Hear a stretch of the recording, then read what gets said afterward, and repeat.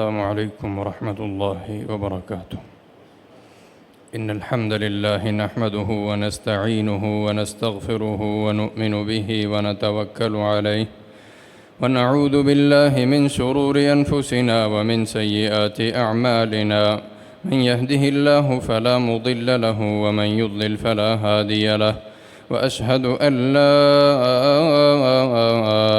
إله إلا الله وحده لا شريك له وأشهد أن محمدًا عبده ورسوله. أما بعد فأعوذ بالله السميع العليم من الشيطان الرجيم. يا أيها الذين آمنوا اتقوا الله حق تقاته ولا تموتن إلا وأنتم مسلمون. يا أيها الناس اتقوا ربكم الذي خلقكم من نفس واحدة وخلق منها زوجها وبث منهما رجالا كثيرا ونساء. واتقوا الله الذي تساءلون به والأرحام إن الله كان عليكم رقيبا. يا أيها الذين آمنوا اتقوا الله وقولوا قولا سديدا يصلح لكم أعمالكم ويغفر لكم ذنوبكم ومن يطع الله ورسوله فقد فاز فوزا عظيما. أما بعد فإن أحسن الكلام كلام الله وخير الهدي هدي محمد صلى الله عليه وسلم وشر الأمور محدثاتها وكل محدثة بدعة وكل بدعة ضلالة والضلالة في النار. أما بعد فأعوذ بالله السميع العليم من الشيطان الرجيم. والله جعل لكم مما خلق ظلالا وجعل لكم من الجبال أكنانا وجعل لكم سرابيل تقيكم الحر وسرابيل تقيكم بأسكم كذلك يتم نعمته عليكم لعلكم تسلمون.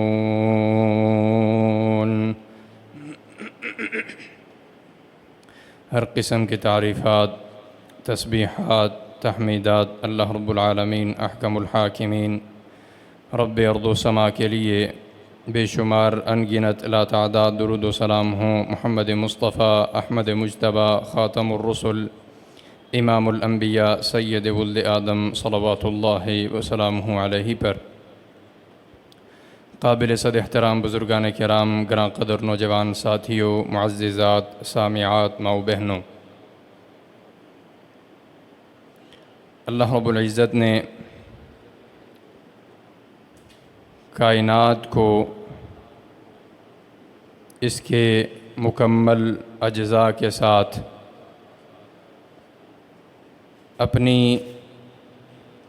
نشانی کے طور پر پیدا فرمایا، اور پھر ان میں سے ہر چیز سوائے انس اور جن کے وہ ہمہ وقت اللہ رب العزت کی عبادت، اس کی تسبیح، اس کی تعریف کے اندر مصروف ہیں. سو اس کائنات میں رونما ہونے والا ہر واقعہ، چلنے والا نظام کائنات، اس نظام کو کے مختلف حصے، اس کے ظاہری اسباب، وہ سارے کے سارے اللہ رب العزت کی قوت، اس کی طاقت، اس کی شان کی معرفت کے لیے ہمارے سامنے موجود ہیں. انہی میں سے اہم ترین وہ دنیا میں پیدا ہونے والے موسم ہیں جس میں ہم وقت گزار رہے ہیں، گرمی کی شدت کو محسوس کر رہے ہیں، سورج کی تپش کو اپنے جسموں کے اوپر ہم محسوس کر رہے ہیں. یہ موسموں کا شدید ہونا، سخت ہونا، تبدیل ہونا، یہ اللہ رب العزت کی نشانیوں میں سے ایک نشانی ہے اسی طرح اللہ تبارک و تعالی نے فرمایا یقلب اللہ اللیل والنہار، اللہ تعالیٰ دن اور رات کو تبدیل فرماتے ہیں۔ اور دوسری جگہ فرمایا ارأیتم ان جعل اللہ علیکم اللیل سرمدا الی یوم القیامہ من الہ غیر اللہ یأتیکم بضیاء۔ اے نبی صلی اللہ علیہ وسلم انہیں کہہ دیجئے تمہارا کیا خیال ہے کہ اللہ تعالیٰ اگر تم پر قیامت کے دن تک کے لیے رات کو برقرار رکھے تو کون ہے جو دن کی روشنی کو لے کر آئے گا؟ اور اے نبی صلی اللہ علیہ وسلم انہیں کہہ دیجئے اگر قیامت تک اللہ تعالیٰ دن کی روشنی کو برقرار رکھے تو کون ہے جو تم پر رات کی تاریکی کو لے کر آئے گا؟ اس میں موجود ہر چیز وہ اللہ تعالیٰ کی شان، اس کی عظمت، اس کی قوت، اس کی رفعت کی دلیل ہے، ایک نشانی ہے جس سے انسان کو اللہ رب العزت ہدایت عطا فرماتا ہے۔ اور بالخصوص یہ گرمی کی حدت، سورج کی تپش، یہ پہلی اس کے اندر درس، اس کے اندر عبرت، اس کے اندر نصیحت یہ ہے کہ انسان اس کے اندر اپنے آپ کو کمزور پاتا ہے۔ وہ جو انسان جس کے اندر دنیا بھر کا غرور چھپا ہے، جس کے اندر اتنی انا اور اکڑ اور تکبر ہے کہ وہ اپنے آپ کو، اپنی اناؤں کو، اپنی خواہشات کو، اپنے اعمال کو، اپنی زندگی کو وہ رب کے احکامات کے تابع نہیں کرتا، اس کو اپنی کمزوری کا، اپنے ضعف کا، اپنے کمزور ہونے کا علم ہو جاتا ہے۔ کیوں؟ اللہ تعالیٰ نے فرمایا وَخُلِقَ الْإِنسَانُ ضَعِيفًا، انسان کو اللہ تعالیٰ نے کمزور پیدا کیا ہے۔ وہ اتنا کمزور ہے کہ اللہ تعالیٰ کی پیدا کردہ ایک مخلوق سورج کی تپش کو وہ برداشت نہیں کر پاتا اور اس سے وہ جان کی بازی تک ہار جاتا ہے۔ اس سے چھپنے کے لیے، اس سے جان بچانے کے لیے وہ ہر قسم کی سہولت تلاش کرتا چلا جاتا ہے۔ اور پھر یہی انسان جو اللہ کی ایک مخلوق سورج کے سامنے بے بس ہے، وہی انسان اللہ کے مقابلے میں اپنی طرف سے معبود بنا کر کھڑے کر لیتا ہے۔ اور پھر ستم یہ ہے کہ وہ جو معبود بناتا ہے وہ بھی اپنے جیسے انسان بناتا ہے جو رب کی مخلوق سورج کے سامنے بھی اپنی جان بچانے کے قابل نہیں ہے۔ فرمایا یا ایھا الناس ضرب مثل فاستمعوا لہ، اے لوگو اللہ تعالیٰ ایک مثال دے رہا ہے، اپنے کان کھول کر غور سے اس مثال کو سنو۔ ان الذین تدعون من دون اللہ، یہ جو تم لوگ اللہ کو چھوڑ کر کسی اور کو پکارتے ہو، کسی اور سے اللہ تعالیٰ کے صفات، اس کے اعمال چاہتے ہو، ان کی مثال اللہ تعالیٰ دے رہے ہیں لن یخلقوا ذبابا ولو اجتمعوا لہ، یہ دنیا کے تمام معبودان باطلہ جن سے تم اپنی مرادیں پوری کرواتے ہو، جن سے تم اپنی حاجات پوری کرنے کی تمنا رکھتے ہو، ان سب کو اگر جمع کر لو، ان سب کا اجتماع کر دو کہ یہ ایک مکھی بنا دیں تو یہ نہیں بنا سکتے۔ وَإِن يَسْلُبْهُمُ الذُّبَابُ شَيْئًا لَا يَسْتَنْقِذُوهُ مِنْهُ، اور اگر کوئی مکھی ان کے خوراک سے کوئی چیز لے کر اڑ جائے تو یہ اس سے وہ چیز واپس نہیں چھین سکتے۔ ضعف الطالب والمطلوب، مانگنے والا بھی کمزور ہے، جس سے مانگا جا رہا ہے وہ بھی کمزور ہے۔ یہ انسان کی کمزوری ظاہر کرنے والی اللہ رب العزت کی طرف سے ایک نشانی ہے۔ دوسری اور اہم ترین اس گرمی کی حدت، اس موسم کی شدت کے پیچھے اللہ رب العزت نے وہ دنیا کے اندر انسان کو اللہ تعالیٰ کی طاقت، اس کا عذاب، اس کی سختی، قیامت کی ہولناکی اور جہنم کے عذاب سے آگاہی ہے کہ انسان جو اس دنیا میں انتہائی غفلت کا شکار ہو چکا، جو اس دنیا کی آسائشوں، اس کی نعمتوں اور اس کے اندر وہ اتنا گم ہو چکا کہ وہ اللہ تبارک و تعالیٰ کے احکامات کو اس کی پرواہ ہی نہیں کرتا، اس کو پس پش ڈال دیتا ہے اور اس کی قطعی طور پر اللہ رب العزت کے بتلائے ہوئے کسی حکم کو خاطر میں نہ لاتے ہوئے اپنی خواہشات اور انا کے مطابق اپنی زندگی گزارتا چلا جا رہا ہے۔ اس کو اللہ تعالیٰ ایک جھلک دکھلاتا ہے محض اپنی طاقت کی، اپنی شان کی۔ نبی مکرم صلی اللہ علیہ وسلم نے فرمایا جہنم کی آگ وہ تمہاری اس دنیا کی آگ کی 70 حصوں میں سے صرف ایک حصہ ہے جو دنیا میں آگ ہمارے پاس موجود ہے۔ دنیا کی ساری آگ، آتش فشاں پہاڑ ہمیں نظر آتے ہیں، اور آگ کے بڑے بڑے ذخائر ہمیں نظر آتے ہیں، گیسوں کے ذخائر نظر آتے ہیں۔ دنیا کی یہ سارے وسائل اور ذرائع جو آگ پیدا کرنے والے ہیں، ان تمام کو ملا لیا جائے تو یہ صرف ایک حصہ ہیں اس آگ کا جو اللہ تعالیٰ نے جہنم میں پیدا کی ہے۔ اور یہ سورج کی ظاہری تپش سے ہمیں محسوس ہوتی ہے، وہ سورج جو ہم سے لاکھوں میل دور ہے، کئی ملین میل دور ہے، اس کی تپش کا یہ حال ہے۔ تو نبی مکرم صلی اللہ علیہ وسلم نے فرمایا، جس دن لوگوں کو میدان حشر میں جمع کیا جائے گا، اس دن یہ سورج انسان کے صرف 1 میل کی مسافت پر ہوگا، اور صورتحال یہ ہوگی کہ انسان کو اس کے گناہوں کے بقدر پسینے میں ڈوبا ہوا دیکھو گے، اور حتیٰ کہ کچھ لوگ اپنے قدموں کے برابر، پنڈلیوں کے برابر، گھٹنوں کے برابر، یہاں تک کہ کچھ اپنی گردن کے برابر اپنے گناہوں کے پسینے میں ڈوبے ہوئے ہوں گے، اور وہ سورج صرف 1 میل کی مسافت پر ہوگا۔ تو اس دن انسان کا کیا حال ہوگا؟ اس دن جس دن حشر میں اللہ کے عرش کے سائے کے سوا کوئی سایہ نہیں ہوگا، اس دن سورج اتنا قریب ہوگا۔ سو انسان کو اللہ تعالیٰ نے دنیا کے اندر اس موسم کی شدت، اس کی حدت دکھلا کر یہ فرمایا، ان لوگوں میں سے ہو جاؤ جو اس دن قیامت کے دن اللہ کے عرش کے سائے تلے ہوں گے۔ اور نبی مکرم صلی اللہ علیہ وسلم نے فرمایا، اشتکی النار الی ربہا، جہنم کی آگ نے اللہ تعالیٰ سے شکایت کی،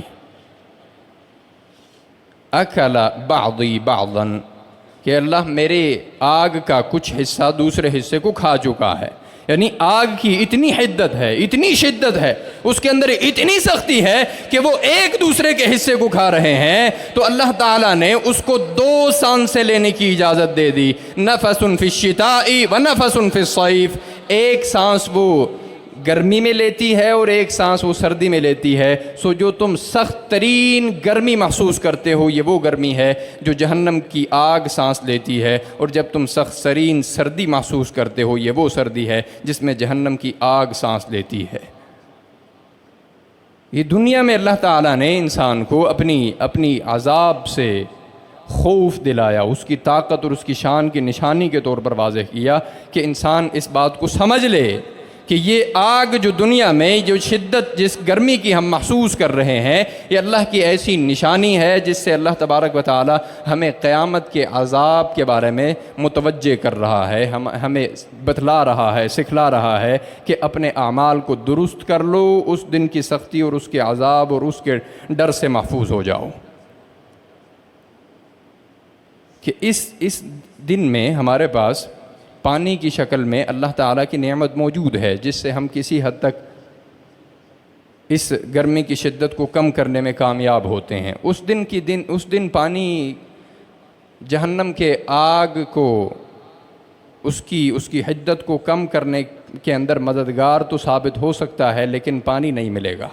اللہ تعالیٰ نے قرآن مجید میں اس کا تذکرہ کرتے ہوئے فرمایا، وَنَادَى أَصْحَابُ النَّارِ أَصْحَابَ الْجَنَّةِ أَنْ أَفِيضُوا عَلَيْنَا مِنَ الْمَاءِ أَوْ مِمَّا رَزَقَكُمُ اللَّهُ قَالُوا إِنَّ اللَّهَ حَرَّمَهُمَا عَلَى الْكَافِرِينَ، کہ آگ والے اس دن جنت والوں کو پکاریں گے، جہنم والے جنت والوں کو آواز لگائیں گے، افیضوا علینا من الماء، تمہارے پاس پانی کی نہریں ہیں، شہد کی نہریں ہیں، دودھ کی نہریں ہیں، بڑی نعمتوں میں تم زندگی گزار رہے ہو، ہم پر بھی وہ پانی کو چھڑکو، ہم پر بھی وہ انڈیلو، کہ اس کی وجہ سے شاید ہماری آگ کی شدت کے اندر کچھ کمی برقرار ہو جائے، او مما رزقکم اللہ، یا ان میں سے کچھ ہماری طرف پھینکو جو اللہ نے تمہیں دیا ہے۔ تو جنتی کہیں گے ان اللہ حرمہما علی الکافرین، اللہ نے ان دونوں کو کافروں پر حرام کر دیا ہے۔ سو پہلی چیز وہ اللہ تعالیٰ کی نشانی، دوسری چیز قیامت کی شدت اور جہنم کی آگ کی شدت کا احساس اللہ تعالیٰ نے دنیا کی گرمی کے ساتھ انسان کو دلایا ہے، اور تیسری چیز جو اس گرمی کی شدت اس کی سختی کے اندر جس کا ایک مسلمان کو خیال کرنا چاہیے وہ ہے اپنی عبادات کو برقرار رکھنا۔ اکثر لوگ وہ اس چیز کا خیال کرتے ہوئے، اس کا بہانہ کرتے ہوئے کہ بڑی شدید گرمی پڑ رہی ہے، باہر نکلا نہیں جا رہا، تو اس لیے اپنے عبادات کے اندر وہ غفلت کا شکار ہو جاتے ہیں۔ حالانکہ ہم نے کرنا کیا ہے، یا تو صرف نماز پڑھنی ہے یا روزہ رکھنا ہے۔ گرمی کی شدت سے متاثر ہونے والی عبادات ہمارے ہاں یہ ہیں۔ لیکن اگر جہاد کرنا پڑ جائے اس گرمی میں تو پھر ہمارے قدم، ایمانی قدم ڈگمگا جائیں گے۔ اب اس گرمی میں فلسطین اور غزہ کی ان مجاہدین کا حال اپنے ذہنوں میں رکھیے، اور پھر محمد الرسول اللہ صلی اللہ علیہ وسلم کی سیرت کو دیکھیے۔ نبی صلی اللہ علیہ وسلم نے ایک غزوے کا اعلان کیا جس کا نام تھا تبوک۔ 1 مہینے کی مسافت پر اس کا سفر تھا، اور مسلمانوں کے پاس سواری نہیں تھی، اونٹ تھے، جو ایک اونٹ تقریباً 18 آدمیوں پر اس کا بوجھ تھا، یعنی 1 اونٹ اور 18 آدمی باری باری سواری کریں گے، باقی سب پیدل سفر کریں گے۔ اور وہ سفر 1 مہینے کی مسافت کا ہے، اور اس کی سختی اتنی ہے کہ اس لشکر کو جیش العسرہ کہہ دیا گیا، یعنی تنگی کا لشکر، راستے کی تنگی، شدید دشوار گزار راستے اور پانی کی کمی، اور اس کے علاوہ موسم کی حدت، شدید گرمی کے موسم میں مسلمانوں نے اس لشکر کی تیاری کی۔ یہ عبادت کا ایک وہ منظر ہے جو میں آپ کو دکھلانا چاہتا ہوں۔ جب اس غزوے کا اعلان ہوا، مسلمانوں نے اپنا مال نبی مکرم صلی اللہ علیہ وسلم کے اعلان پر بطور اسلامی فنڈ جمع کروایا۔ اس کے بعد وہ لشکر تیار ہوا، جانے لگا۔ فرح المخلفون بمقعدهم خلاف رسول اللہ۔ تو مدینہ میں کچھ منافق تھے جو اپنے دل سے مسلمان نہیں ہوئے تھے، جو بظاہر اپنے آپ کو مسلمان کہتے تھے، عقائد سے بے ایمان تھے، اللہ اور اس کے رسول کے بارے میں زبان سے وہ ادا کرتے تھے لیکن اپنے قول اور فعل کے اندر وہ جھوٹے تھے۔ جب اللہ تعالیٰ نے کے حکم سے نبی مکرم صلی اللہ علیہ وسلم نے جہاد کا اعلان کیا تو یہ مختلف بہانوں سے پیچھے رہ گئے، اور یہ بڑے خوش ہوئے کہ ہم نے اللہ کے نبی کو دھوکہ دے دیا، ہم کامیاب ہو گئے دھوکہ دینے میں۔ وَكَرِهُوا أَن يُجَاهِدُوا فِي سَبِيلِ اللَّهِ بِأَمْوَالِهِمْ وَأَنفُسِهِمْ، اور وہ اللہ کے راستے میں اپنے مال اور جان لے کر جہاد کرنے سے کترانے لگے، ناپسند کرنے لگے، اس چیز سے پیچھے رہنے کی جد و جہد اور کوشش کرنے لگے، اور پھر اس کا بہانہ کیا تراشا، لا تنفروا فی الحر، انہوں نے مسلمانوں کو بھی روک کر کہا بڑی شدید گرمی ہے، نہ جانا، موسم بڑا سخت ہے، بڑا شدید موسم ہے، اس کے اندر اپنے آپ کو تم عذاب میں کیوں ڈال رہے ہو، مت نکلو، بہت شدید گرمی ہے۔ اللہ تعالیٰ نے فرمایا قل نار جہنم اشد حرا، اے نبی صلی اللہ علیہ وسلم، یہ جو منافقین دنیا کی گرمی سے گھبرا کر اپنی عبادات کے اندر غفلت برت رہے ہیں، عبادات سے پیچھے رہ رہے ہیں، اللہ کے احکامات سے اعراض کر رہے ہیں، انہیں یہ بتلا دیجئے کہ یہ جو دنیا کی حدت ہے، دنیا کی گرمی ہے، اس کے اندر عبادات صرف اس لیے کی جاتی ہیں کہ قیامت کے دن جہنم کی گرمی سے بچا جا سکے، اور یاد رکھو کہ جہنم کی گرمی دنیا کی گرمی سے کہیں زیادہ سخت ہے۔ لو کانوا یفقہون، اگر انہیں یہ بات سمجھ آ جائے۔ عبادات کا مقصد کیا ہے؟ جہنم سے آزادی، اللہ کی رحمت کا میسر آ جانے کی امید، جنت کا داخلہ، اللہ کے عذاب سے نجات، یہ بنیادی عبادات کا مقصد ہے۔ اور اس مقصد کے حصول کے اندر منافقین کے راستے میں سب سے بڑی رکاوٹ کیا بنی؟ موسم کی شدت، گرمی کی شدت۔ نبی مکرم صلی اللہ علیہ وسلم گرمی کی شدت میں خود جہاد کے لیے نکلے، اور پھر اس کے اندر آپ نے اپنی عبادات کو برقرار رکھا۔ حضرت ابو درداء فرماتے ہیں رضی اللہ تعالیٰ عنہ کہ ایک سفر میں آپ صلی اللہ علیہ وسلم کے ساتھ تھا، اور بڑی شدید گرمی پڑ رہی تھی، اتنی گرمی تھی یضع الرجل یدہ علی رأسہ من شدت الحر، کہ ہر بندہ اپنے ہاتھوں کو اپنے سر پر رکھتا تھا کہ کسی طرح میں اس گرمی کی شدت سے بچ جاؤں۔ اس دوران میں نے دیکھا کہ پورے لشکر میں 2 افراد ایسے ہیں جنہوں نے روزہ رکھا ہوا ہے، ایک محمد الرسول اللہ صلی اللہ علیہ وسلم اور دوسرے عبداللہ ابن رواحہ رضی اللہ تعالی عنہ۔ حضرت عبداللہ ابن عمر رضی اللہ تعالیٰ عنہ ایک مرتبہ ایک سفر پر نکلے۔ دوران سفر آپ نے ایک جگہ پڑاؤ ڈالا، اپنے ساتھیوں سے کہا کہ کھانے پینے کا بندوبست کرو۔ اس دوران وہاں سے ایک چرواہا گزر رہا تھا جو اپنی بکریاں چرا رہا تھا، ایک بڑا اس کا ریوڑ تھا۔ حضرت عبداللہ ابن عمر رضی اللہ تعالیٰ عنہ نے اس کو مخاطب کر کے کہا کہ اللہ کے بندے آؤ ہمارے ساتھ بیٹھ کر کچھ کھانا کھاؤ۔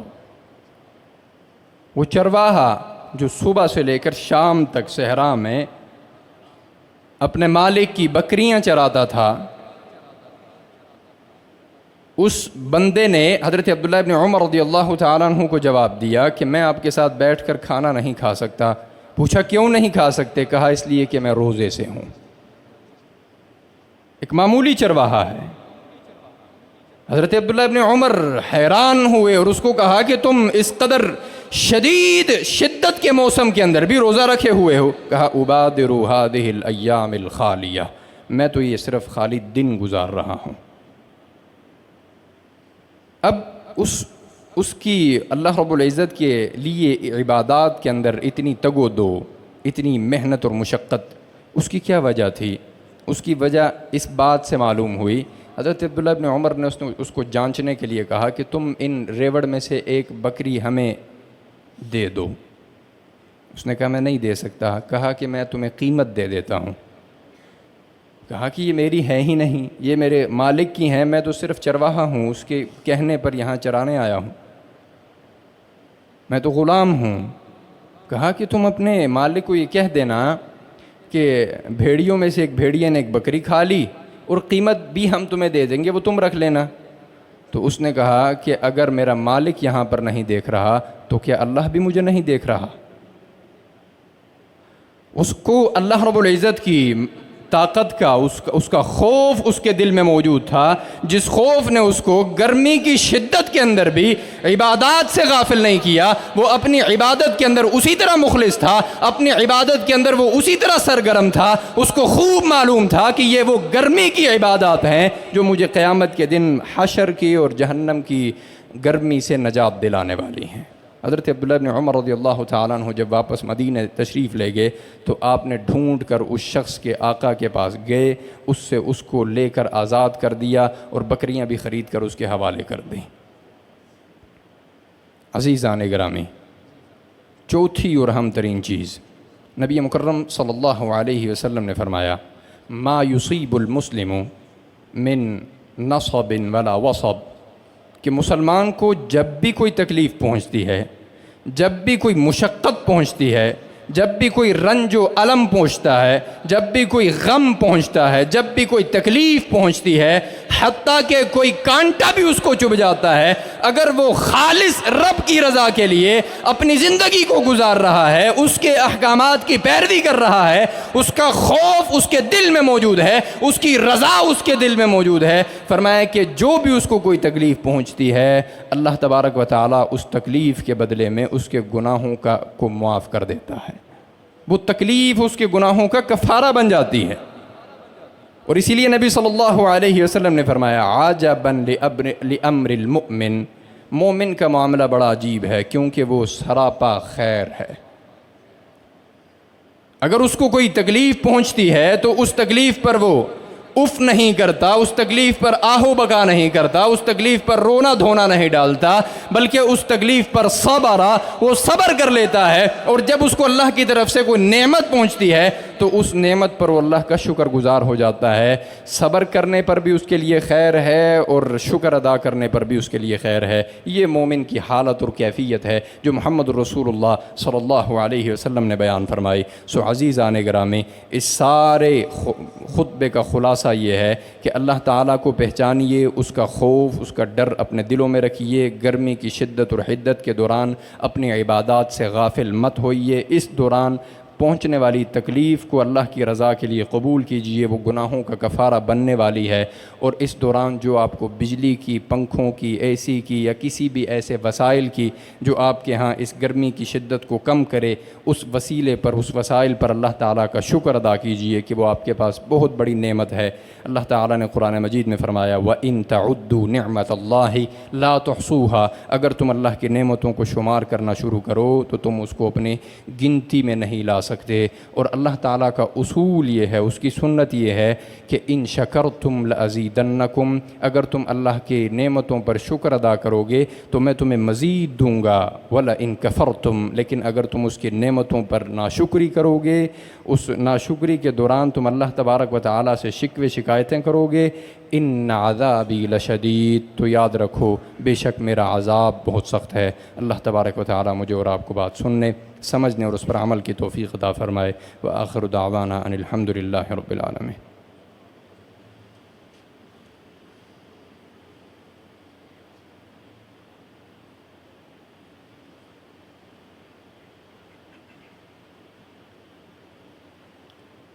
إن الحمد لله نحمده ونستعينه ونستغفره ونؤمن به ونتوكل عليه ونعوذ بالله من شرور أنفسنا ومن سيئات أعمالنا، من يهده الله فلا مضل له ومن يضلل فلا هادي له، وأشهد أن لا إله إلا الله وحده لا شريك له، وأشهد أن محمدا عبده ورسوله۔ اللهم صل على محمد وعلى آل محمد كما صليت على إبراهيم وعلى آل إبراهيم إنك حميد مجيد۔ اللهم بارك على محمد وعلى آل محمد كما باركت على إبراهيم وعلى آل إبراهيم إنك حميد مجيد۔ اللهم انصر الإسلام والمسلمين، اللهم أعز الإسلام والمسلمين وأذل الشرك والمشركين، اللهم انصر إخواننا المسلمين المستضعفين في فلسطين، اللهم انصرهم نصرا عزيزا وافتح لهم فتحا قريبا، اللهم احفظهم بما تحفظ به عبادك الصالحين، اللهم اشف مرضانا ومرضى المسلمين، اللهم اقض حاجاتنا وحاجات المسلمين۔ سبحان ربك رب العزة عما يصفون وسلام على المرسلين والحمد لله رب العالمين۔